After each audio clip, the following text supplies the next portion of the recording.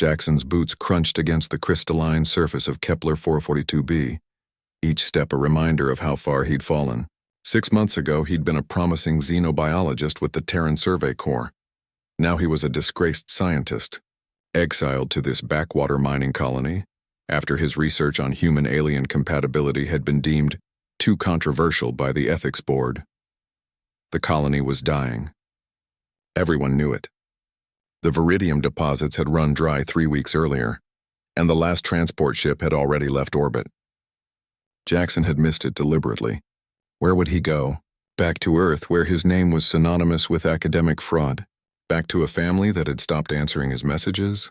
He trudged toward the abandoned eastern sector, where the mining equipment lay rusting under the planet's twin suns. His scanner beeped weakly, detecting trace minerals that wouldn't pay for a single meal. Jackson was about to shut it off when the device screamed to life. Biological signature detected. Depth 2.3 meters, status critical. His hands trembled as he pulled out his excavation tool. The ground here was soft, recently disturbed. Someone had dug here, and recently. Jackson's mind raced through possibilities, none of them good. The colony had been abandoned peacefully. There shouldn't be anyone buried out here. The digging took 40 minutes. Sweat poured down his face despite the environmental suit's cooling system. At 2 meters, his tool hit something soft. He dropped to his knees and brushed away the remaining soil with his gloved hands. What emerged made his breath catch. She was beautiful and utterly alien. Her skin shimmered with an iridescent quality that shifted between deep purple and silver. 4 eyes, arranged in a diamond pattern across her face, were closed. Her breathing was shallow, barely registering on his scanner. She appeared humanoid, but distinctly not human. Too tall, too thin, with joints that bent in ways human anatomy couldn't accommodate. If he had to guess her age by human standards, she'd be around 16. The most shocking detail was the metal stake driven through her chest, pinning her to a carved stone beneath the soil. Symbols covered the stone. Symbols Jackson recognized from his controversial research. This was a Zathrene execution ritual. The victim was buried alive, staked to prevent their consciousness from rejoining the universal mind their species believed in. But the Zathrene weren't supposed to be in this sector. They were a reclusive species that avoided human contact, and they certainly didn't execute children. Jackson's scanner identified toxins in her bloodstream, a paralytic agent that kept victims conscious but immobile during burial. She'd felt everything. She knew she'd been abandoned to die alone in the dark. Something in Jackson's chest cracked open. He knew that feeling. The isolation, the betrayal, the certainty that you'd been discarded by everyone who should have cared. Not today, he whispered. Not on my watch. He gripped the stake. Zathrene physiology was different from human, but he'd studied their biology extensively. The stake had missed her primary heart by centimeters, but it had punctured one of her 3 secondary circulatory organs. Removing it would cause hemorrhaging. Leaving it would result in toxic shock.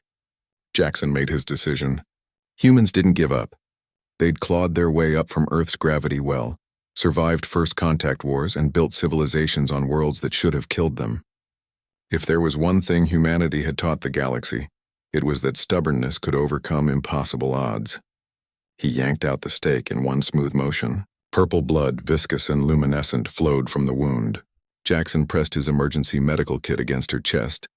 The human-designed nanobots wouldn't be perfectly compatible with Zathrene biology, but they'd adapt. That was what human technology did. It adapted, improvised, survived. The nanobots swarmed into her wound, and Jackson watched his kit's display as they began mapping her alien circulatory system in real time, learning and adjusting their repair protocols. Her breathing strengthened.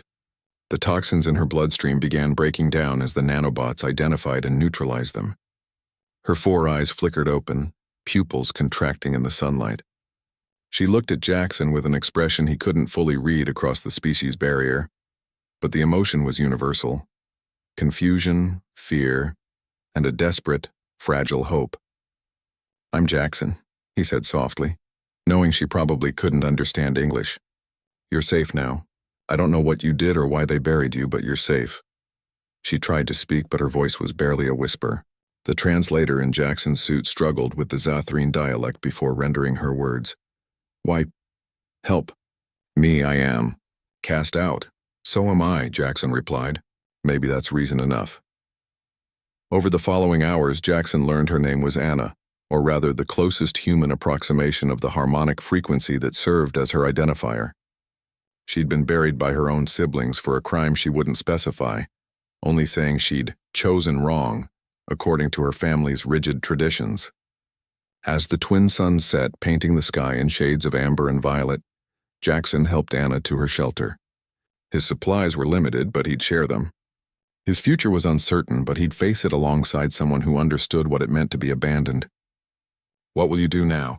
Anna asked, her grasp of English improving rapidly as the translator learned her speech patterns.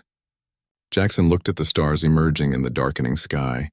Somewhere out there were worlds that needed people like them. The outcasts, the controversial, the ones who didn't fit neatly into their society's expectations. "We survive," Jackson said. "That's what humans do best. We survive, we adapt, and we prove everyone wrong." He glanced at Anna. "Think you can keep up?" All four of her eyes brightened, and something that might have been a smile crossed her alien features. "I am willing to learn." Jackson felt something he hadn't experienced in months. Purpose. He'd saved a life today. He'd defied the cruel traditions of an alien species and won. Maybe he couldn't change the galaxy, but he'd changed one person's fate. And sometimes that was enough. Sometimes that was everything.